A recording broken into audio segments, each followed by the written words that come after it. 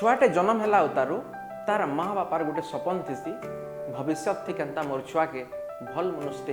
करबी और समाज थी भल मनुष्य हिसाब से परिगणित करबी से लगी सुशिक्षार आवश्यकता थी गोटे सुस्थ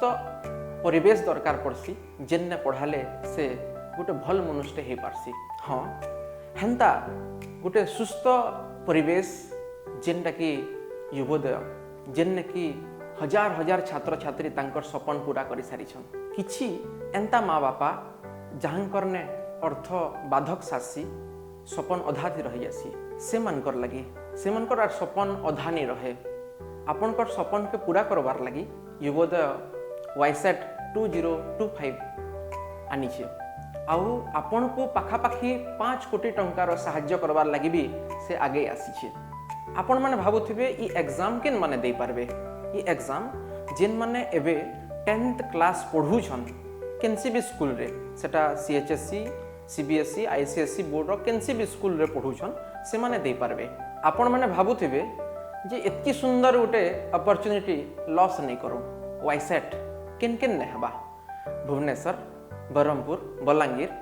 संबलपुर आउ भवानीपाटना रे हबा आउ इने जेन 10 क्लास पढ़ुथिबार छात्र छात्री माने जेन परीक्षा देबे से माने फिजिक्स केमिस्ट्री मैथ और बायोलॉजी परीक्षा देबे 19 अक्टोबर 2025 रे ई परीक्षा हबार लगी जाउछे। माँ बापा माने छात्र छात्री माने भाबुथिबे जदि क्वालिफाई करनु तो काना हबा 1 रु 10 रैंक जेन माने आनबे से मान को संपूर्ण भावे आमे 100% स्कॉलरशिप मिलवा और तार परे जेते रैंक हिसाब रे आसबे से मान के शतकड़ा हिसाब थी आमे स्कॉलरशिप दमा। आपण माने भाबुथिबे जे आमे केनता करी ई वाईसेट 2025 रे रजिस्ट्रेशन करमु आपण माने www.yuboday.in रे जाई करी ऑनलाइन रजिस्ट्रेशन करि पारबे। तार संगे संगे जेन माने ऑफलाइन रजिस्ट्रेशन करवार लगी चाहूछन से माने हमर युवोदय सेंटर के आसी पारबे जेन सेंटर माने बरहमपुर भुवनेश्वर बलांगीर भवानीपाटना और संबलपुर रे अछि। जदि किछि आपनकर मन थी आसुथिबार प्रश्न ताहेले आपन टोल फ्री नंबर जेन दिया जाइछे सेने फोन करि पारबे। हाँ गुटे कथा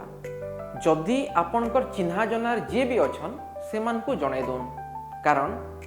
जदि गुटे छात्र वा छात्रीर सपन के पूरा करवार बाटे सभे लागमा बेले निश्चित भावे सुराष्ट्रटे गढ़ी पारमा। धन्यवाद।